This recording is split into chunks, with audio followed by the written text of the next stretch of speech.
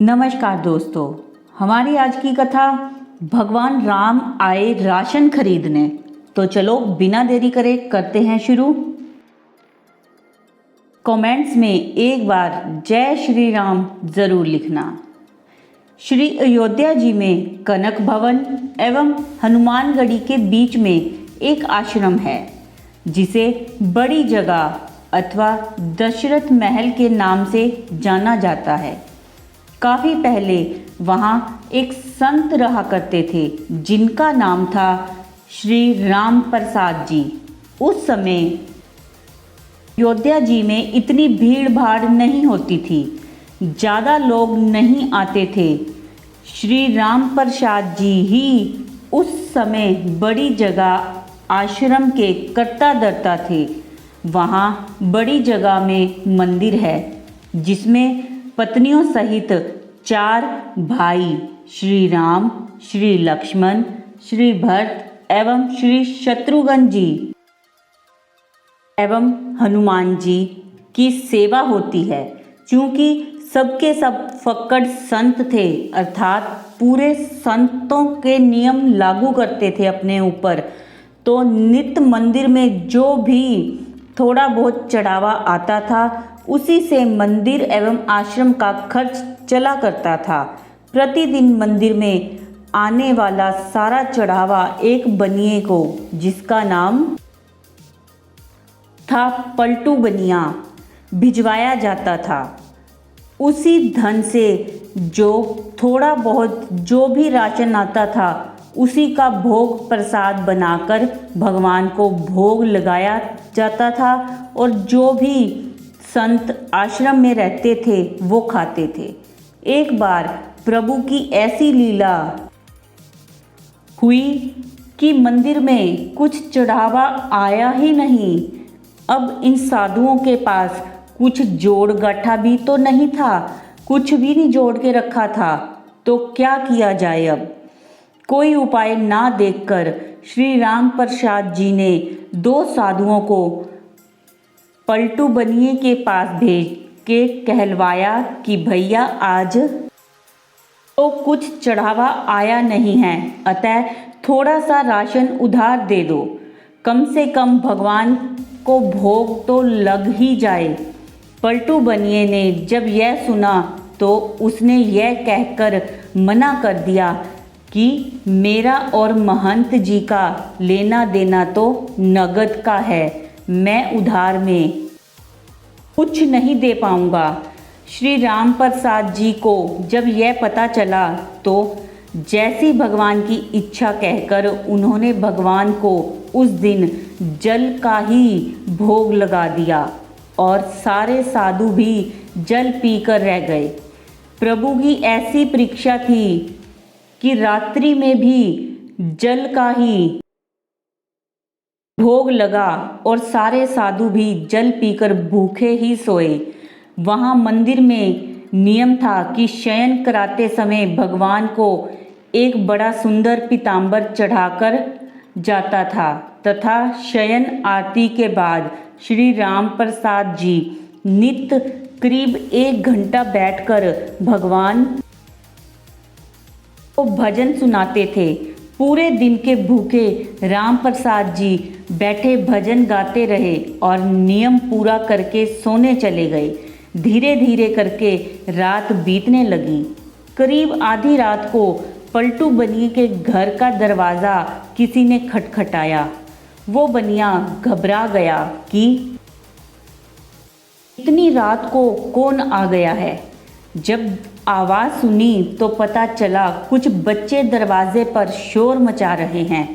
अरे पलटू, पलटू सेठ, अरे दरवाज़ा खोल। उसने हड़बड़ाकर खींचते हुए दरवाज़ा खोला।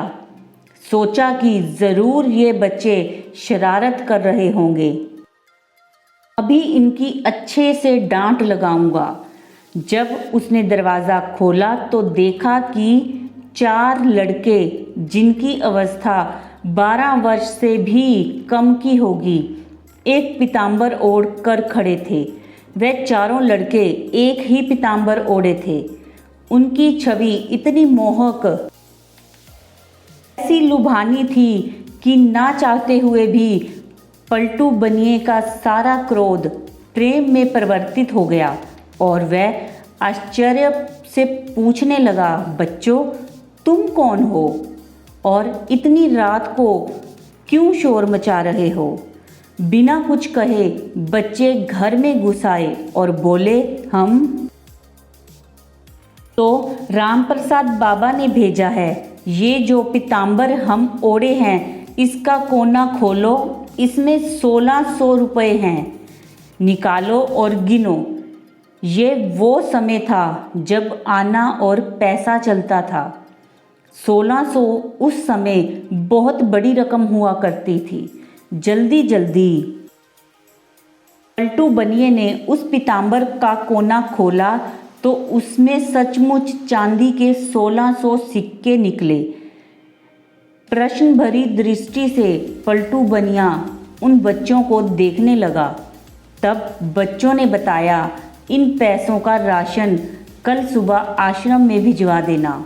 अब पलटू बनिए को थोड़ी शर्म आई कि हाय, आज मैंने राशन नहीं दिया। लगता है महंत जी नाराज़ हो गए हैं, इसीलिए रात में ही इतने सारे पैसे भिजवा दिए।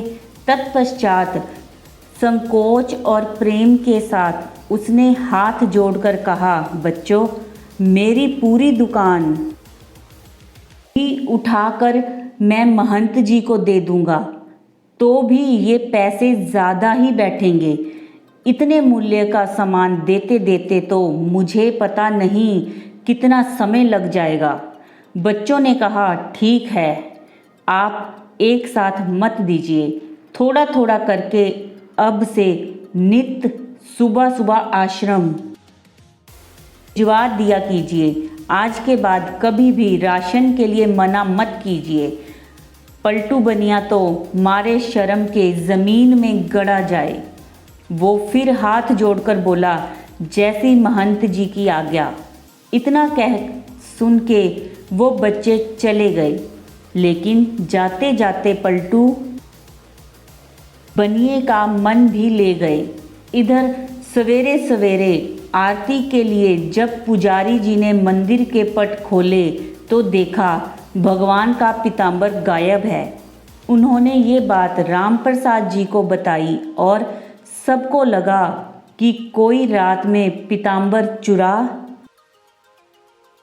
के ले गया। जब थोड़ा दिन चढ़ा तो गाड़ी में ढेर सारा सामान लदवा के कृतज्ञता के साथ हाथ जोड़ के पलटू बनिया आया और सीधा राम प्रसाद जी के चरणों में गिरकर क्षमा मांगने लगा। राम प्रसाद जी को तो कुछ पता ही नहीं था। वह पूछे, क्या हुआ? अरे किस बात की माफ़ी मांग रहा है? पर पलटू बनिया उठे ही ना और कहे, महाराज रात में ही पैसे भिजवाने की क्या आवश्यकता थी? मैं कान पकड़ता हूँ, आज के बाद कभी भी राशन के लिए मना नहीं करूँगा। और ये रहा आपका पीताम्बर। वो बच्चे मेरे यहाँ ही छोड़ गए थे, बड़े प्यारे बच्चे थे। इतनी रात को बेचारे पैसे लेकर आ भी गए। आप बुरा ना मानो तो मैं एक बार फिर उन बालकों को फिर से देखना चाहता हूँ। जब राम प्रसाद जी ने वो पीताम्बर देखा तो पता चला ये तो हमारे मंदिर का ही है जो गायब हो गया था। अब वह पूछें कि यह तुम्हारे पास कैसे आया। तब उस बनिए ने रात वाली पूरी घटना सुनाई। अब तो राम प्रसाद जी भागे जल्दी से और सीधा मंदिर जाकर भगवान के पैरों में कड़कर रोने लगे कि हे भक्त वत्सल, मेरे कारण आपको आधी रात में इतना कष्ट उठाना पड़ा और कष्ट उठाया सो उठाया। मैंने जीवन भर आपकी सेवा की, मुझे तो दर्शन ना हुआ और इस बनिए को आधी रात में दर्शन देने पहुंच गए। जब पलटू बनिए को पूरी बात पता चली तो उसका हृदय भी धिक से होकर रह गया कि जिन्हें मैं साधारण बालक समझ बैठा वो तो त्रिभुवन के नाथ थे। अरे मैं तो चरण भी ना छू पाया। अब तो वह दोनों ही लोग बैठ के रोए। खैर इसके बाद कभी भी आश्रम में राशन की कमी नहीं हुई। आज तक वहाँ संत सेवा होती आ रही है।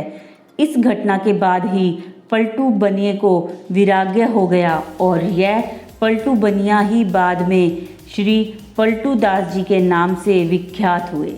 श्री राम प्रसाद जी की व्याकुलता उस दिन हर क्षण के साथ बढ़ती ही जाए और रात में शयन समय जब वह भजन गाने बैठे तो मूर्छित होकर गिर गए। संसार के लिए तो वो मूर्छित थे, किंतु मूर्छ अवस्था में भी उन्हें पत्नियों सहित चारों भाइयों का दर्शन हुआ और उसी दर्शन में श्री जानकी जी ने उनके आंसू पोंछे तथा अपनी उंगली से उनके माथे पर बिंदी लगाई, जिसे फिर सदैव इन्होंने अपने मस्तक पर धारण करके रखा। उसी के बाद से इनके आश्रम में बिंदी वाले तिलक का प्रचलन हुआ। बोलो जय श्री राम, जय श्री राम। तो दोस्तों ये थी हमारी आज की कथा, जिसमें भगवान राम स्वयं पलटू बनिए के पास राशन खरीदने के लिए गए। तो ये कथा आपको कैसी लगी कमेंट्स में ज़रूर बताएं और जय श्री राम कमेंट्स में ज़रूर लिखें। वीडियो को लाइक करें, शेयर करें, चैनल को सब्सक्राइब करें। धन्यवाद।